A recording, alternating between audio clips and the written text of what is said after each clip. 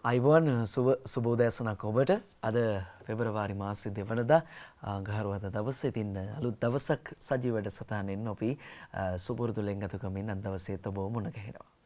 දැන් මේ තමන්ට කරන්න පුළුවන් වැඩ තියෙනවා තමන්ට කරන්න බැරි වැඩ කියලා මේ ලෝකේ දේවල් තිබෙනවා. හැබැයි සමහර දේවල් තියෙනවා අපි උත්සාහ කරොත් අපේ උත්සාහය ඔස්සේ ඒ සියලු දේවල් අපිට කරන්න පුළුවන්. හැබැයි ඔබ හිතන්නකෝ දැන් මේ ඔබේ අසල්වැසි නිවසේ ජීවත් වෙන පුද්ගලයා උදාහරණයක් විදිහට මම මේ කතාව කියන්නේ ලක්ෂ 50ක වගේ මුදලක් දීලා ලස්සන මෝටර රථයක් මිලදී ගන්නවා. හැබැයි මේ ඔහුට ඒ සඳහා ඒක ලබා ගන්නට වත්කමක් තිබෙනවා.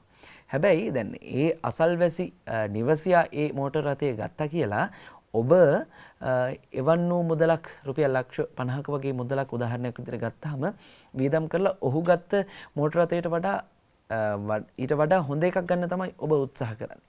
ඉතින් මේක තමයි මේ තරඟකාරී ජීවිතය කියන්නේ. අපි හැමෝම මේ මුදල් එක්ක අපි හම්බ කරන හැම දෙයක්ම අපේ එදිනෙදා ජීවිතය සහ අපිට සිදු කරන්නට ඕන දේවල් වෙනුවෙන් අපි කැප කරනවා. හැබැයි ඔබ හිතුවාද මේ දැන් ඔබට පුළුවන් දේ සහ බැරි දේ කියලා දෙකක් තියෙනවනේ. දැන් ඔහුට ඒ සඳහා වත්කමක් තිබුණට සමහර විට ඔබට ඒ සඳහා වත්කමක් නොමැති වෙන්නට පුළුවන්. ඔබ රටට ලෝකයට ණය වෙලා මේ දේවල් ඔබ මිලදී ගන්නවා. ඉතින් ඒ නිසා අර තවත් කෙනෙකුන් කරනවා දිහා බලාගෙන ඉඳලා දෙයක් කරන්නේ නැතුව තමන්ට පුළුවන් ආකාරයෙන් තමන්ට හැකි ආකාරයෙන් තමයි අපි දෙයක් සිදු කරන්නට ඕනේ. ඉතින් අපිට වැරදුනේ යන්නේ එතන තමයි. අපි බොහෝ දෙනෙකුට වැරදිලා තියෙන්නේ එතන. අපේ මාසික වේතනයට වඩා එහයින් ගිහිල්ලා එතන අපේ ආදායමට වඩා වියදම වැඩි වෙනවා. ඉතින් අන්න එතන තමයි අපිට වැරදුනේ. ඒ නිසා තමයි අපි හැමදාම අපි කවුරු හරි ඇහුවොත් මේ බොහෝ දෙනෙක් කියන කතාවක් තමයි අනේ මගේ අතේ සල්ලි නැහැනේ. ඒ නිසා මට පොඩ්ඩක් අද නම් ඔකට අමාරුයි. අන්න ওই වචනේ බොහෝ දෙනෙක්ගේ මුවින් එනවා. ඒකට හේතුව තමයි අපේ ආදායමට වඩා අපේ වියදම වැඩි. මොකද අපි අවශ්‍ය දේ නෙමෙයි කරන්නේ අනවශ්‍ය දේ. ඒ නිසා ඔබ අද දවසේ දැඩි අධිෂ්ඨානයක් ගන්න. අවශ්‍ය දෙයට පමණක් මේ මුදල් කියනම වියදම් කරන්න. මොකද මුදල් විතරක් නෙමෙයි අපි හැම වෙලාවෙම හිතන්නට ඕනේ අපිට පුළුවන් ආකාරයෙන් තමයි අපි ජීවත් වෙන්නට ඕනේ. අපිට දැන් අපිට හිතුණට අපිට මේ වෙලාවේ මෙන්න මේ දේ තිබුණා නම් හොඳයි කියලා අපිට සමහර වෙලාවට ඒ දේ අපේ ජීවිතයට ලං කරගන්න බෑ. මොකද ඒ සඳහා දැන් අද සමාජය ගත්තාම වැඩි වශයෙන් අපිට හැම දෙයකටම අවශ්‍ය වෙලා තියෙන්නේ මුදල් මත දිවෙන සමාජයක් තමයි තියෙන්නේ. ඉතින් මේ මොනතරම් අපිට මිල මුදල් යාන වාහන දේපල තිබුණත් අර දැන් අපේ ළඟ නැති දේ බොහෝ දෙනා ළඟ නැති දෙන්නේ මේ මනුස්සකම දැන් මිනිස්සුන්ගෙන් නැති වෙලා යනවනේ. මේ මනුස්සකම නැතිවීම නිසා බොහෝ අපිට අනාගතයේදී බොහෝ මේ ප්‍රශ්න වලට ගැටලුවට මුහුණ දෙන්නට සිදු වෙනවා. මොකද ඇත්තටම දැන් මේ මිනිස්සෙක් පාරේ වැටිලා හිටියත් අද සමාජයේ ගත්තාම අද මේ කාලවකවානුව ගත්තාම කියන්නේ අනතුරක් වෙලා වැටිලා හිටියත් ඔහුව රෝහල් ගත කරන්න නෙමෙයි මිනිස්සු බලාගෙන ඉන්නේ. තමන්ගේ ජංගම දුරකථනය අරන් වීඩියෝ කරලා ඒක සමාජ මාධ්‍යයට මුදාහරින්න තමයි මිනිස්සු බලාගෙන ඉන්නේ. ඉතින් මේ තරම් අපි කුරිරු සමාජයක තමයි ජීවත් වෙන්නේ. කුරිරු කියන වචනේ එතනට සාධාරණයි. මොකද මේ අසරණ රෝගියෙක් දැක්කත් දැන් සාමාන්‍යයෙන් අනතුරක් සිදු වෙලා ඉන්න තැනක පුද්ගලෙක් දැක්කාම අපි සිදු කරන්නට ඕනේ ඔහු රෝහල්ගත කරන එක නේ. හැබැයි අද එහෙම වෙලා නැහැ. ජංගම දුරකථනය අතට අරන් වීඩියෝ කරලා සමාජගත කරන්න තමයි උවමනාව තියෙන්නේ. අන්න එහෙම වෙන්න එපා. ඔබ සමාජයට ගැළපෙන පරිදි ජීවත් වෙන්න කියලා අපි ඔබට උදෑසනම සිහිපත් කරමින් අපි අලුත් දවසක් සජීව වැඩසටහනින් මේ අදත් සූදානම සිතේ සිතම් විශේෂාංගය ගෙන එන්නට පූජනීය බොරැල්ලේ ශ්‍රීවංශ ස්වාමින් වහන්සේ අද සිතේ සිතම් විශේෂාංගය ඔබ වෙනුවෙන් ගෙන එනවා. ඉතින් මේ එහෙනම් අපි අද දවසේ සිතේ සිතම් විශේෂාංගය වෙත මෙලෙසින් යොමු වෙමු.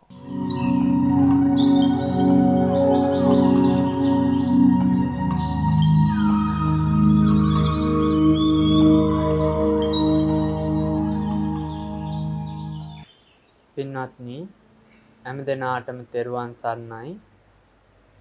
භාග්‍යවතුන් වහන්සේ ධම්මපදයේ සඳහන් කරලා තියෙනවා සුප්පබුද්ධං පබුජ්ජಂತಿ සදා ගෝතම ශාවකා යේසං දිවාචරත්තෝච නිච්ඡං බුද්ධ ගතා සති. පින්වත්නි බුද්ධානුස්සතිය බුද්ධ ගතා සතිය වර්ධනය කරගන්න ගෞතම ශ්‍රාවකයාට පින්වත්නි සුවපත් නින්දක් ලැබෙනවා සැපවත් අවදිවීමක් ලැබෙනවා. සැපවත් අවදිවීමකට සුවපන් නින්දකට මේ බුද්ධානුස්සති භාවනාව උපකාර වෙනවා කියලා භාග්‍යවතුන් වහන්සේ ධම්මපදයේ ඊයත සඳහන් කළ ගාථාවේ සඳහන් කළා. දේශනා කොට වදාලා. පින්වත්නි මේ දේශනාව අසාගෙන හිටපු මේ දාරුසාටික කියන දරගෙනියන පුත්‍රයා අවසානයේ පැවිද්ද ලැබලා උතුම් වූ රහත් භාවයට පත් වෙනවා. පින්වත්නි අපි හැමදෙනාම මේ නිසා මේ බුද්ධානුස්සති භාවනාව බුද්ධාලම්බන ප්‍රීතිය උපදවාගෙන ජීවිතේ සිද්ධ කරන්න ඕනි. පින්වත්නි මේ බුද්ධානුස්සති භාවනාව සිද්ධ කරන්නේ කොහොමද? පින්වත්නි මේ ලෝකයේ තිබෙන ලස්සනම රූපය තමයි බුද්ධ රූපය. ඒ බුද්ධ රූපයට හා සමාන කිසිම ලස්සන රූපයක් මේ තුන් ලෝකේ කාටවත් නැහැ. ඒ තුන් ලෝකේ ලස්සනම රූපය ඇති ඒ බුදුරජාණන් වහන්සේගේ රූපය හිතේ මවාගෙන ඒ භාග්‍යතුන් වහන්සේට නමස්කාර කළ පින්වත්නි උන්වහන්සේගේ ශරීරාංග මෙනෙහි කරන්න ඕනේ. සිරස, නළල, ඇස් දෙක, මුහුණ, කන් දෙක, නාසය, ශ්‍රී මුඛය, ග්‍රීවය, ඊට පස්සේ අත් දෙක, ශ්‍රී පතුල, යටිපතුල වශයෙන් මේ ශරීරාංග බුදුරජාණන් වහන්සේගේ ශරීරාංග මෙනෙහි කරන්න ඕනේ. ඒ වගේමයි ඊ යටිපතුලේ ඉඳන් නැවතත් යටිපතුල, ඒ වගේමයි ශ්‍රී පතුල, ඒ වගේමයි අත් දෙක, ශරීරයේ මුහුණ, ග්‍රීවය, ඒ ආදී වශයෙන් පිළිවෙලට සිරසේ ඉඳන් ඌර්මලෝම ධාතුවේ ඉඳන් ශ්‍රී පතුලටත්, ශ්‍රී පතුලේ ඉඳන් ඌර්මලෝම ධාතුවෙන් සිරසට ඒ විදියට බුදුරජාණන් වහන්සේගේ ඒ ශරීර අංග මෙනෙහි කරාම් පින්නතුන්ගේ හිතේ ඇති වෙනවා බුද්ධානුස්සති භාවනාව. ඒ බුදුරජාණන් වහන්සේ ගැන නැවත නැවත මෙනෙහි කිරීම අනුස්සතිය, බුද්ධානුස්සතිය. අනුස්සතිය කියන්නේ පින්වත්නි නැවත නැවත මෙනෙහි කිරීම. ඒ නිසා බුදුරජාණන් වහන්සේ ගැන සිතීම, නැවත නැවත මෙනෙහි කිරීම බුද්ධානුස්සතිය කියලා හඳුන්වනවා. බුද්ධානුස්සතිය තුලින් පින්වත්නි මේ හැත්තන්ට පුළුවන් ජීවිතය සුවපත් කරගන්න. එදාට පුළුවන් එදා ආලවක යක්ෂයා වගේ ඒ යක්ෂයින්, ඒ වගේමයි බ්‍රාහ්මණවරු, රාජරාජ මහා මාත්‍යවරු උදම් වැනුවා වගේ අභික්කන්තම් භෝගෝතම, අභික්කන්තම් භෝගෝතම, සෙය්‍යතාපි භෝගෝතම කියලා උදම් වැනුවා වගේ ඔය ඇත්තන්ට පුළුවන් භාග්‍යතුන් වහන්සේ ඔබ වහන්සේ නිසා මම ආලෝකයක් ලබා ගත්තා. ඔබ වහන්සේ නිසා මම මගේ ජීවිතය සුවපත් කරගත්තා කියලා උදම් වනන්න. ඒ උදම් වනන්න මේ දහම් අවවාදයේ මේ පින්නතුන් හැම දෙනාටම හේතු වාසනා වේවා කියලා අපි හැම දෙනාටම ආශිර්වාද කරනවා. හැම දෙනාටම තෙරුවන් සරණයි.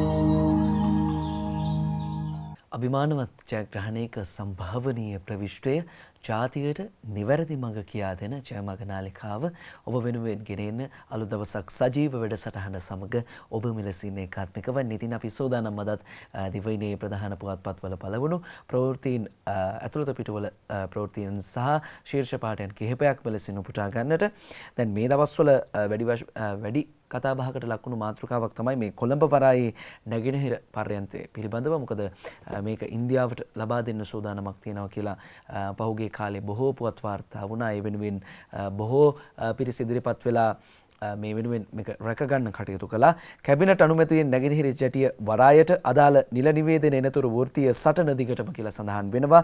කොළඹ වරායේ නැගෙනහිර පර්යන්තයේ ශ්‍රී ලංකා වරාය අධිකාරියේ පූර්ව හිමිකාරීත්වය සහිතව පවත්වාගෙන යාමට කැබිනට් මණ්ඩලය ඊයේ රාත්‍රියේ තීරණය කළ බව සම කැබිනට් ප්‍රකාශක ඇමති උදේ ගම්මන්පිල මහතා ප්‍රකාශ කර සිටිනවා. ඇමති මණ්ඩල පත්‍රිකාව සාකච්ඡාවට ගත් අවස්ථාවේ ජනාධිපතිවරයා නැගෙනහිර ජැටිය ඉන්දියාවට දීම සඳහා අත්සන් කළ ගිවිසුමේ අඩංගු කරුණු සම්බන්ධයෙන් පැහැදිලි කරමින් සිටියා. අසීරුතාවක් ඇතත් ආණ්ඩුව රටට අහිතකර විදේශ ගිවිසුම් වලින් නිවත්වීමට කටයුතු කරමින් සිටිනවා කියලා තමයි ජනාධිපතිවරයා සඳහන් කරන්නේ. ආණ්ඩුව MCC ගිවිසුමෙන් ඉවත් වූයේද ඒ අනුවයි. කෙසේ වෙතත් මේ සඳහා කිසියම් කාලයක් ගතවන බව ජනාධිපතිවරයා මෙහිදී පෙන්වා දී සිටියා.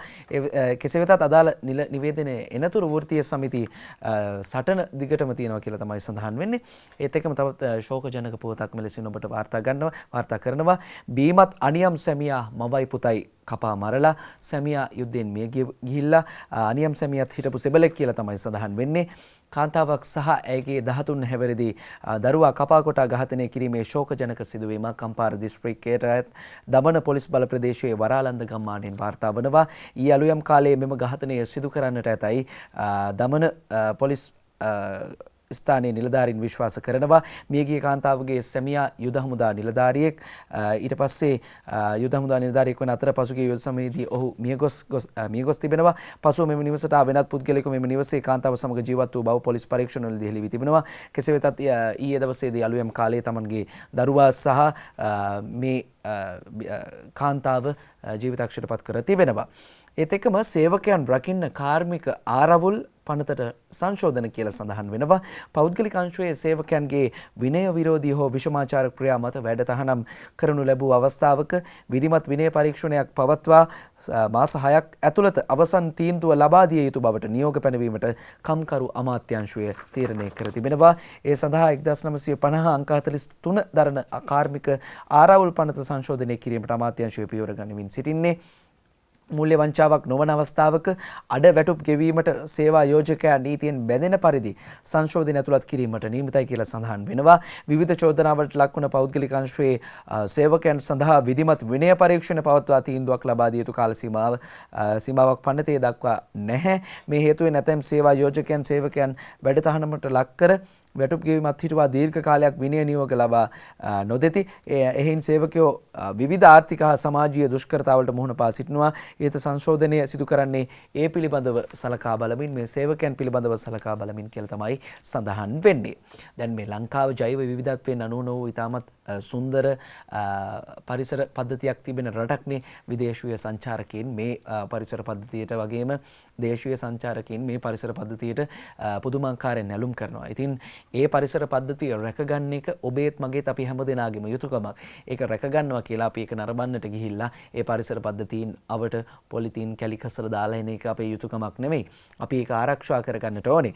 දුර්ලභ ශාක සහිත වතුරාන වගුරු වනයේ විනාශයේ අභියස ශ්‍රී ලංකාවේ ඇති වතුරාන වර්ගයේ එකම වනාන්තරය වන්නේත් හොරවැල් සහ සුවඳ යන ශාක විශේෂයෙන්ම විශේෂ ලෝකෙන් හමුවන එකම ස්ථානය වන්නේ කළුතර දිස්ත්‍රික්කයේ බුලත් සිංහල ප්‍රාදේශීය ලේකම් කොට්ටාශයේ පිහිටි වලව්වේ වතුරාන වගුරු වනාන්තරයයි. වර්තමානයේ වන විට ස්වභාව රක්ෂිත කලාපයක් බවට රජය මගින් ප්‍රකාශයට පත් කර ඇතත් රජයේ අවධානය අඩුවීමෙන් වතුරාන වනයේ විනාශ වීමේ තර්ජන රසකට මුහුණ පා තිබෙන බව පරිසරවේදීන් පෙන්වා දෙනවා. මුළු ලෝකයේම උද්භිද විද්‍යාඥයන්ගේ දැඩි අවධානයට යොමු ඇති මෙම වතුරාන වගුරු වනාන්තරය ශ්‍රී ලංකාවේ සියලු වගුරු වනාන්තරවලට වඩා අතිශය පරිසර වට්ටකින් යුක්ත වෙනවා කියලා තමයි පරිසරවේදීන් පෙන්වා දෙන්නේ. ඉතින් කෙසේ වෙතත් මේ පරිසර පද්ධතිය ආරක්ෂා කරගන්න එක අපේ යුතුයකමක්. මේ සඳහා නිසි බලධාරීන්ගේ අවධානය යොමු වේවායි කියලා අපි ප්‍රාර්ථනා කරනවා. මේ සඳහා අවධානය යොමු වෙලා මේ පරිසර පද්ධතිය ආරක්ෂා කරගන්නට හැකියාව ලැබේවි කියලා.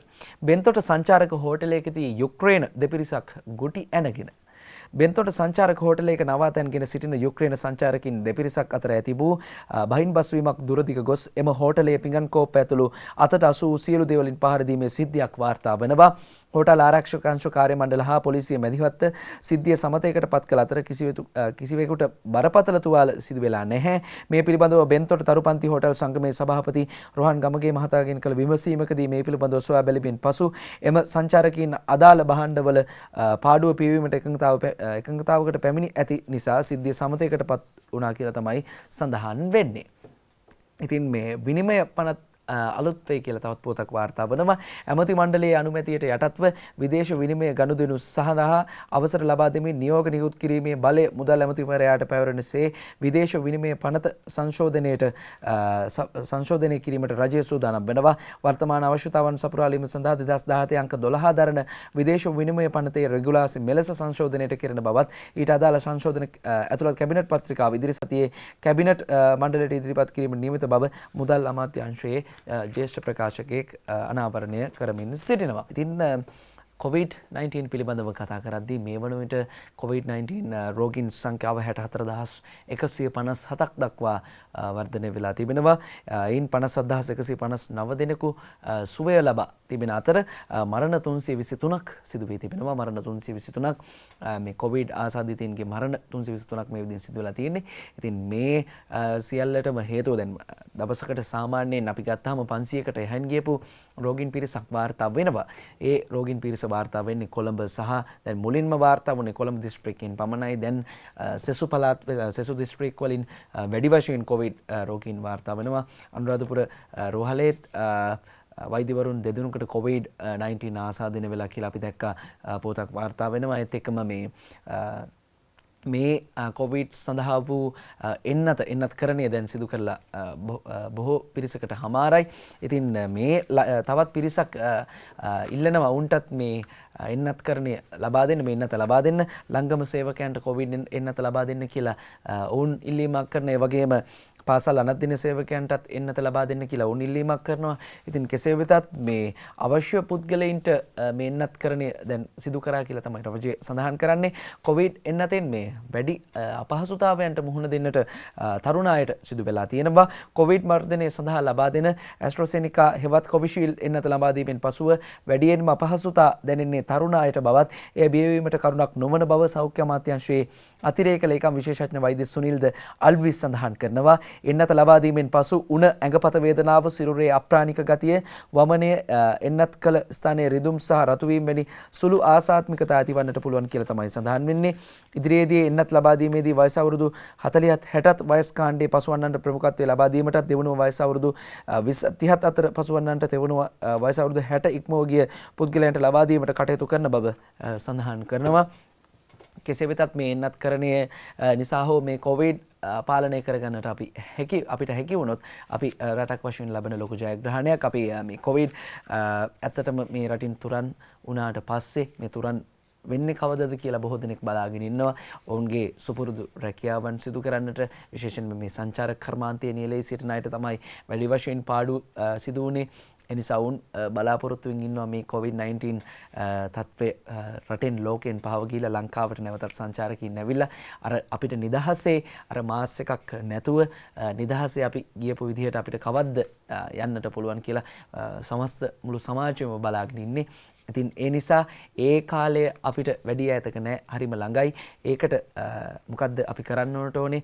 අපි දැන් පරිස්සම් වෙන්නට ඕනේ. අනිවාර්යෙන්ම අපි මුව ආවරණය අද දවසේ ඔබ නිවසින් බැහැරට යනවා නම් පළඳින්න, සැනිටයිසර් එක භාවිතා කරන්න, සමාජ දුරස්ථ භාවයේ මීටරේ පරතරයේ තියාගන්න කියලා අපි ඔබට සිහිපත් කරනවා. එහෙම කළොත් අපිට ඉක්මනින් පුළුවන් මේ COVID-19 වෛරසය මේ ලංකාවෙන් සහ මුළු ලෝකෙම තුරන් කර දමන්නට. දැන් අපි දැක්ක පහවසර ශිෂ්‍යත්ව විභාගයෙන් මෙවර 200ම ලකුණු ලබාගත් පුංචි හපන්නු 10 දෙනෙක් ලංකාවෙන් වාර්තා වුණා. කෙසේ වෙතත් මෙවර පහවසර ශිෂ්‍යත්වයෙන් සමත් වූ දරුවන්ට මේ පාසල් සඳහා ඇතුළත් වීමට මේ කඩේම් ලකුණුත් අපි දැක්කා.